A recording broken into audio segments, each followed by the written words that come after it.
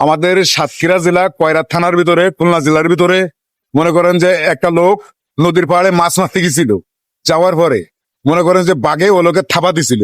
এখন বাঘে থাবা দেওয়ার পরে ওরে বাঘের চেপি ধরেছে, কুস্তাকুস্তি করতেছে বাঘের সঙ্গে।